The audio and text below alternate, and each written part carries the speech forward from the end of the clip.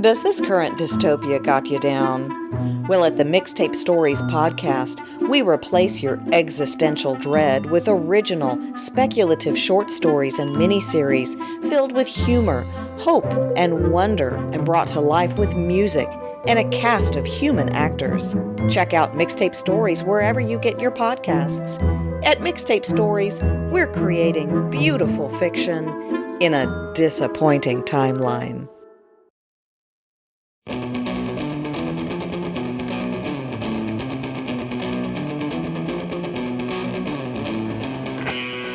Escape Pod, Episode 1041, Love in the Time of Dust and Venom, by Sharon Joss.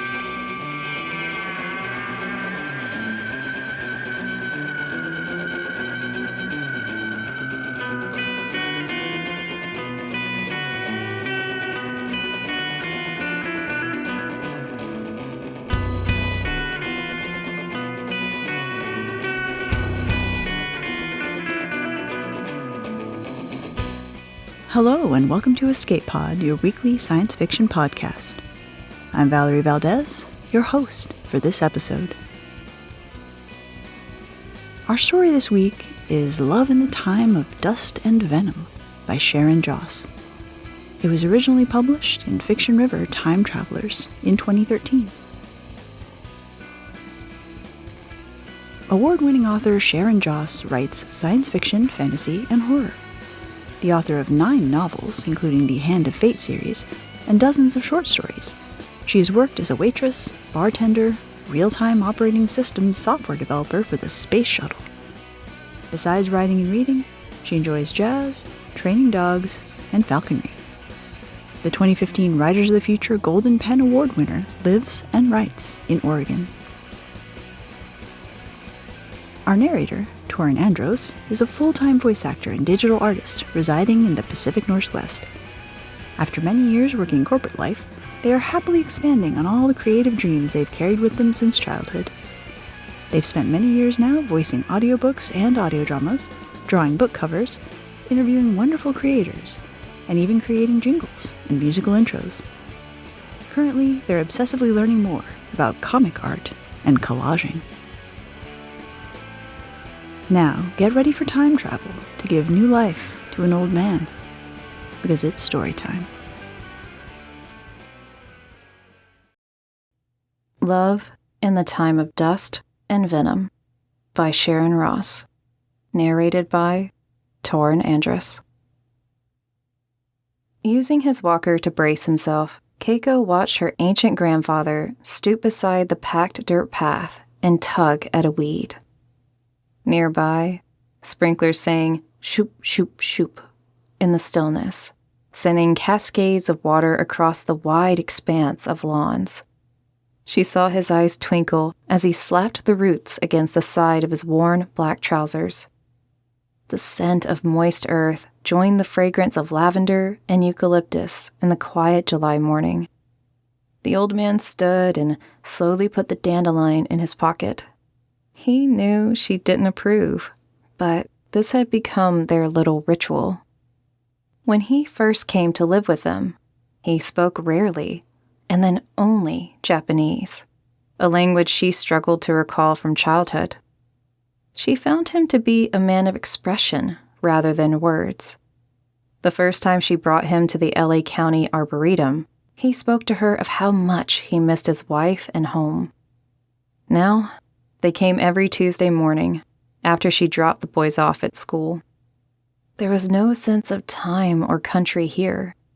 They had come to think of the botanical gardens as their special place.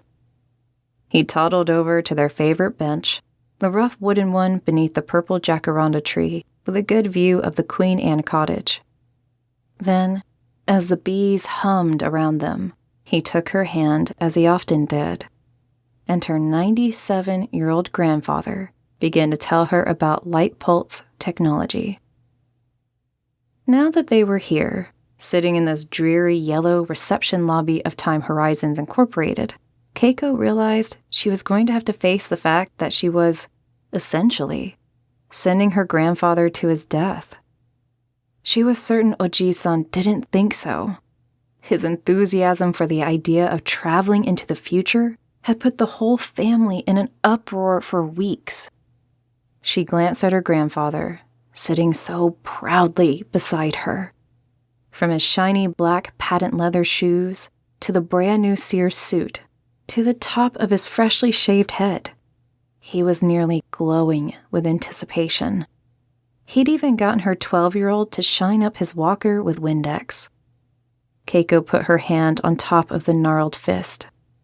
His tissue-thin skin was cool. Too cool. "Are you warm enough, Sofu?" He merely nodded, his bright eyes glued to the red numbers of the digital display mounted on the wall across the room. The aroma of new carpet seemed to suck all the oxygen right out of the air. Muzak played softly in the background. While they'd waited, she had counted 21 orange plastic chairs in the waiting area, yet there were only 4 other people in the room. All were younger. Much younger. "Now serving number 46. The disembodied digital voice echoed across the agnostic waiting room. Her heart skipped a beat. They would be first. Keiko helped her grandfather to his feet. "That's us, Oji-san." The frail old man was wide-eyed and eager, but even with his walker cane, he needed help getting up off the orange plastic, and he was heavier than he looked. Once he was on his feet, he patted his jacket pockets carefully. "I have it right here, Sofu." She pinned a wilted sacred lily leaf to his lapel. Rhodea japonica was Japan's most revered native plant.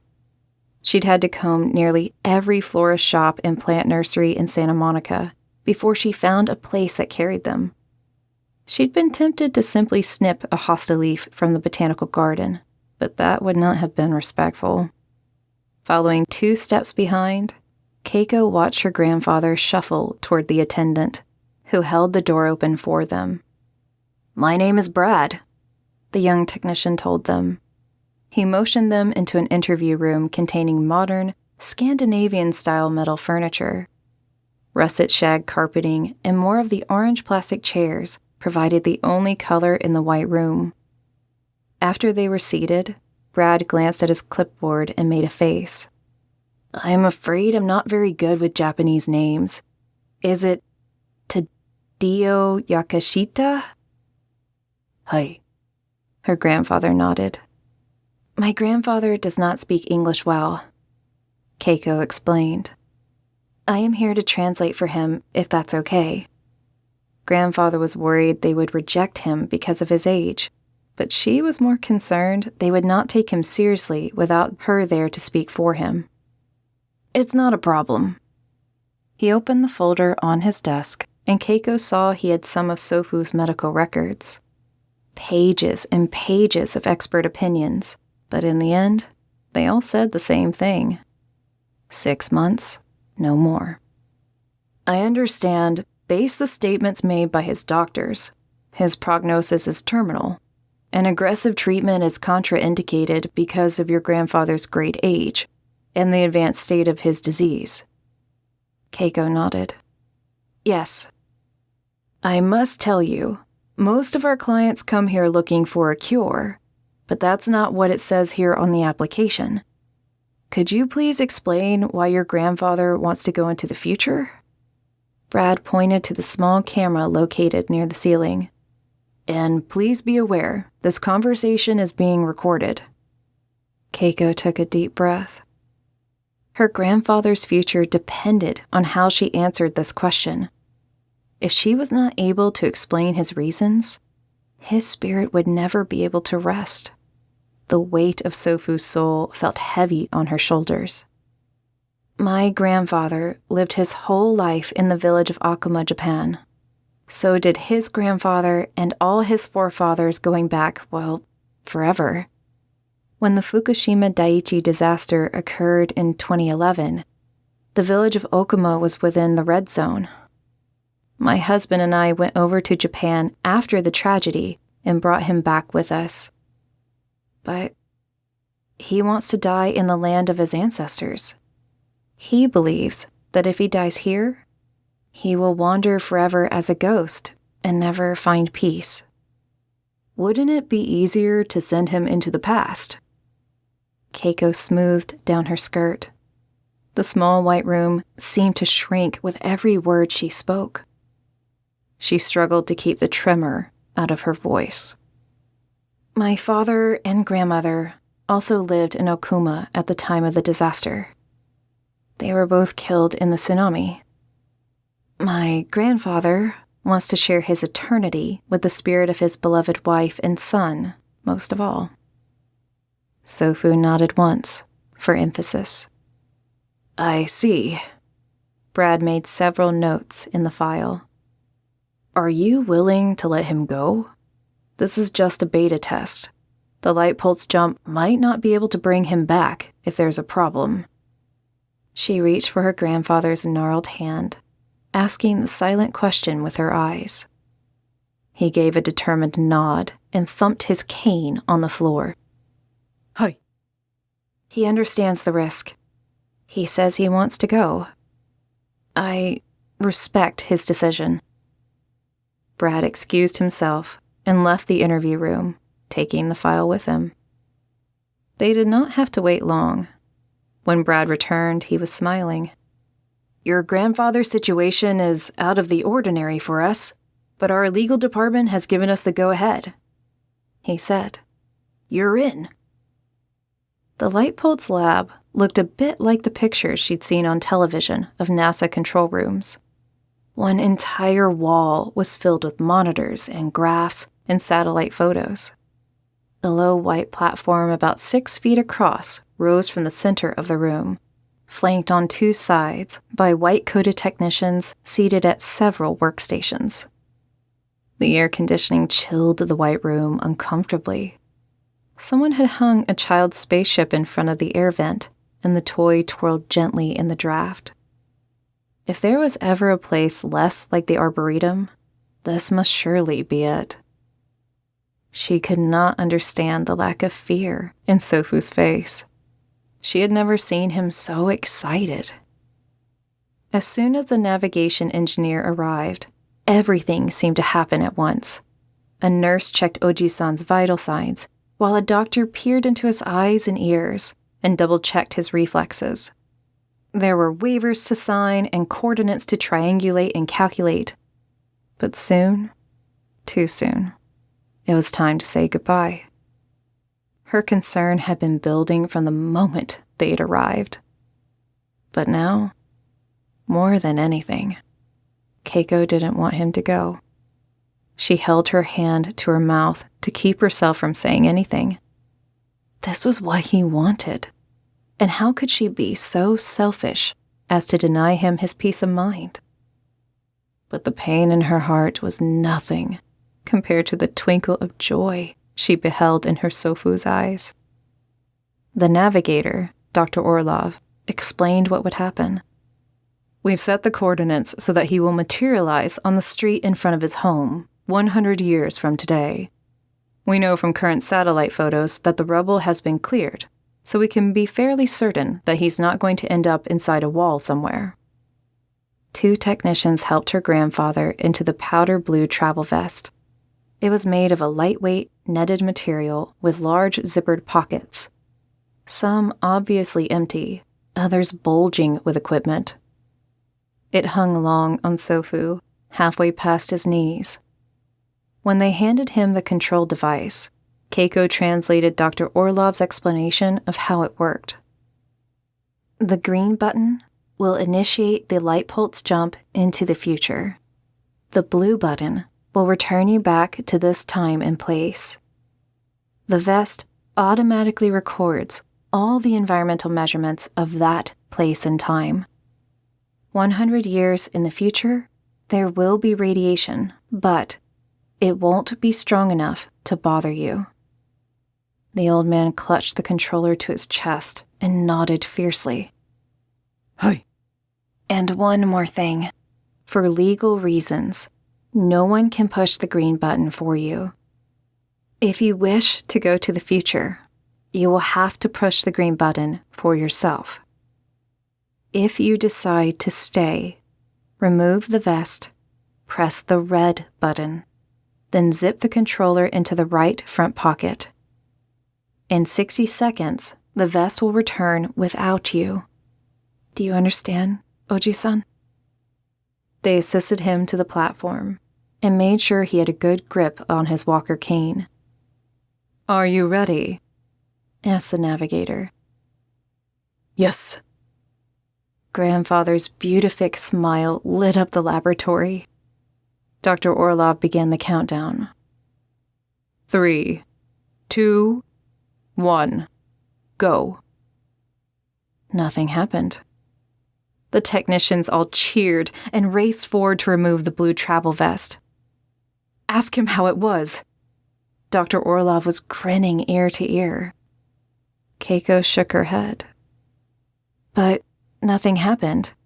It didn't work. "Oh, yes, it did. Like I said, he returned to this time. Just ask him." The despairing look on her grandfather's face told her all she needed to know. The sacred lily leaf she had pinned to his lapel was gone. She wanted to go to him, but they were too busy checking his medical signs. His hands were dirty, his shoes scuffed and coarse with dust and bits of dried mud. A tang of ozone filled the air of the lab. When he spoke, her heart squeezed in her chest. "Tell me what he's saying," Orlov demanded. Keiko couldn't stop the tears of both relief and sadness. "He says he wants to go back. He wants me to tell you there's a shrine at the top of a hill overlooking the village. He wants you to send him there instead of back to the house." She stifled a sob. "What? What else did he say?" She could barely choke out the answer. "He says next time, he wants to go 200 years. The technicians at Time Horizons had taken all of Sofu's fine new clothes when he returned from his light pulse jump.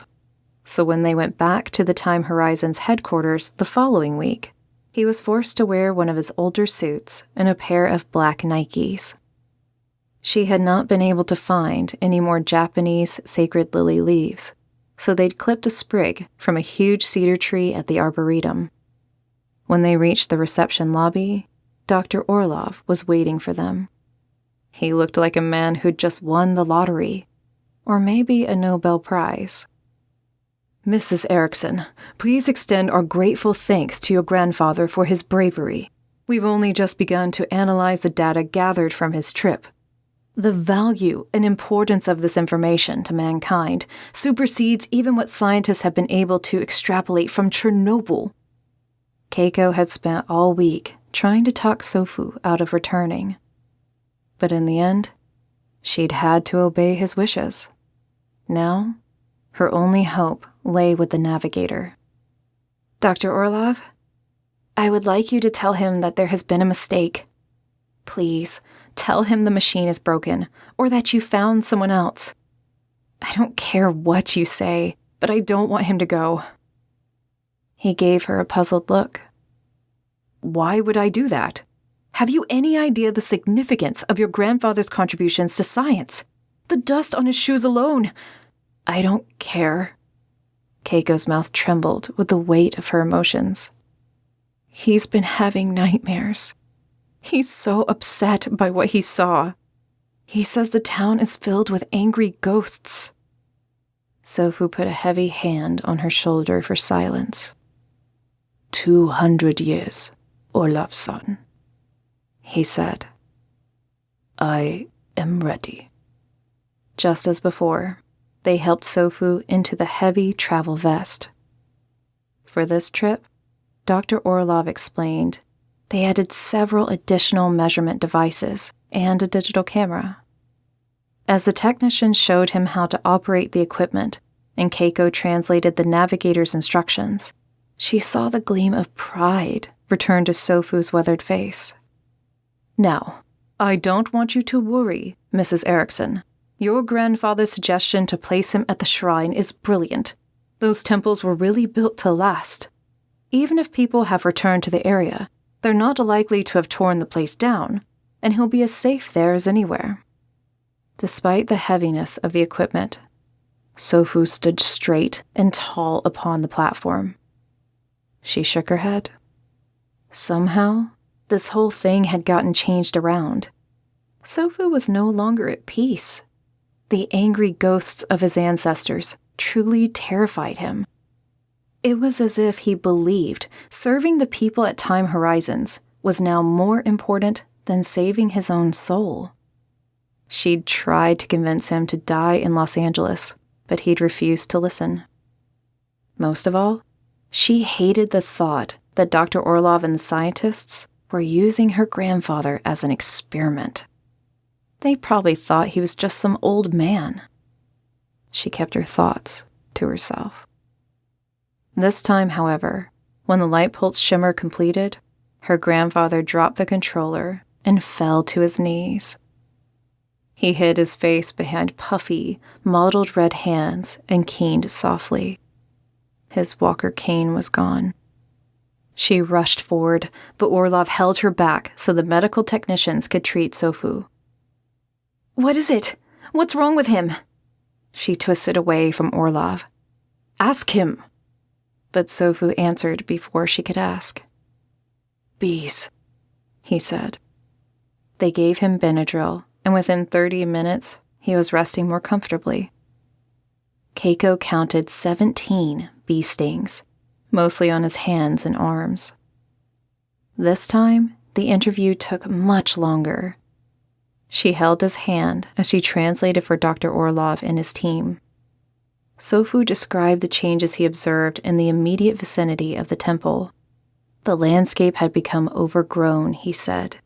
The people had not yet returned to live in the village. The sky was yellow, thick with clouds which rained down ash. In the distance, Mount Fuji had been belching noxious gouts of gas and lightning. He had been making his way around the temple when an earthquake struck, and the beehive had been knocked to the ground close to where he had fallen. Unable to get away from them, he pressed the return button when the bees began to attack. As before, he was determined to go back. "No, Oji-san," she begged tearfully. "You cannot." His puffy, swollen face and arms bore testimony to the danger of returning. She could not bear the thought of him lying in a distant future, suffering and dying alone. He might as well be on some distant planet. Sofu's chin jutted forward resolutely. 1,000 years, Orlov-san, he said. I am ready. They waited for weeks for word, and when none came, Keiko began to relax. The bee sting seemed to take the starch out of Sofu, at least for a while. He slept a lot. Things at home with Dan and the kids went back to normal. Christmas passed, and then Valentine's Day. Sofu accompanied her to the kids' soccer games, and on the Tuesday mornings, they visited the LA County Arboretum. By the end of April, his appetite began to fail.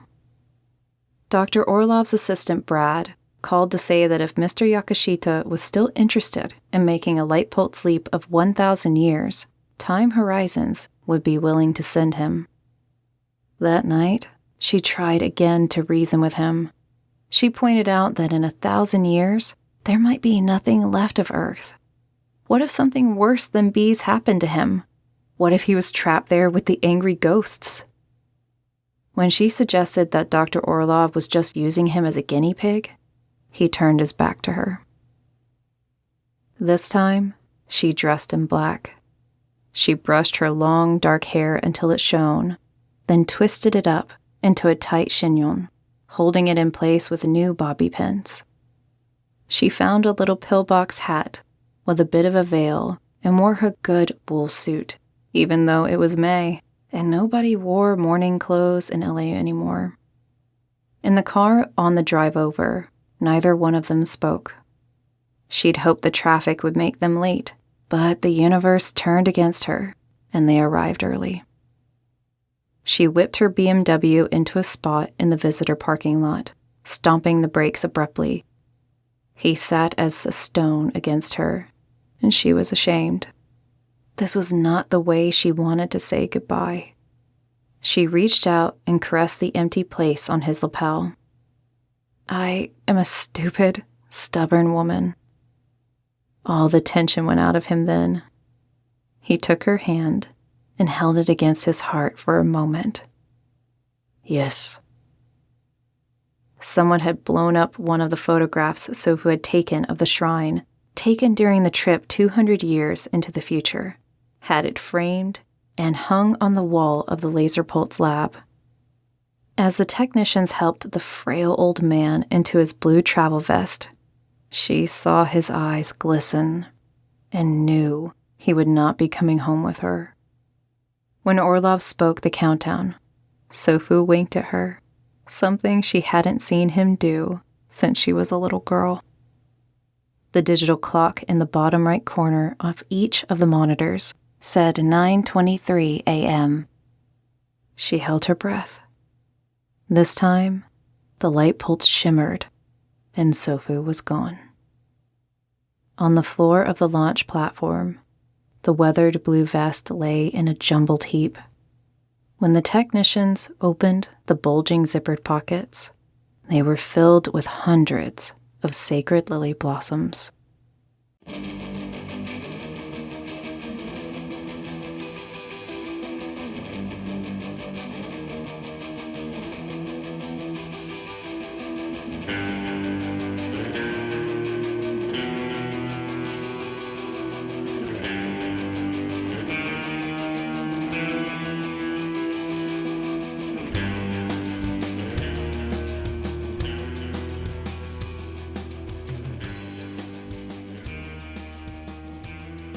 Once again, that was Love in the Time of Dust and Venom by Sharon Joss. The author had this to say about the story.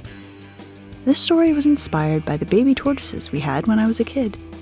They hatched in the spring after the first rains, and it was always fun to search for them, like Easter egg hunts. I always thought they looked like aliens. Nice aliens. One of the great delights of time travel stories is seeing what kinds of rules they establish and how those rules impact the structure and plot. Can we go to the past and change it? If we go to the future, are we stuck there forever? Is everything predetermined and set in stone, or can the world be wiped out by a butterfly effect? Are there multiple branching worlds made from every choice, past and present and future, such that we can skip between them to see what happens? In this case, the rules of time travel are in the service of a single, essential human concept: hope. In a time of fear and doomerism about climate change and ecological disasters, the ability to look forward to a future filled with flowers may seem like a small thing, but it's emblematic of the larger belief that our current problems can be solved. Maybe we can't fix them quickly or easily. Maybe not in this generation or the next. But we can fix them if we resolve to do it. Without time travel, we may not be able to see the results of the work we do today, but that doesn't mean we shouldn't plant the seeds of hope so the future can fill their pockets with flowers. If anything, we should plant even more. Escape Pod is part of the Escape Artists Foundation, a 501c3 nonprofit. And this episode is distributed under the Creative Commons Attribution, Non-Commercial, No Derivatives 4.0 International License. Don't change it. Don't sell it. Please do share it. If you'd like to support Escape Pod, please rate or review us on Spotify, Apple Podcasts, or your favorite app. We are 100% audience supported, and we count on your donations to keep the lights on and the servers humming. You can now donate via 4 different platforms. On Patreon and Ko-fi, search for Escape Artists. On Twitch and YouTube, we're at EA Podcasts. You can also use PayPal through our website, escapepod.org. Patreon subscribers have access to exclusive merchandise and can be automatically added to our Discord, where they can chat with other fans, as well as our staff members. Our opening and closing music is by Daikaiju at daikaiju.org. And our closing quotation this week is from Hayao Miyazaki, who said, "Yet, even amidst the hatred and carnage, life is still worth living. It is possible for wonderful encounters and beautiful things to exist." Thanks for joining us, and may your escape pod be fully stocked with stories.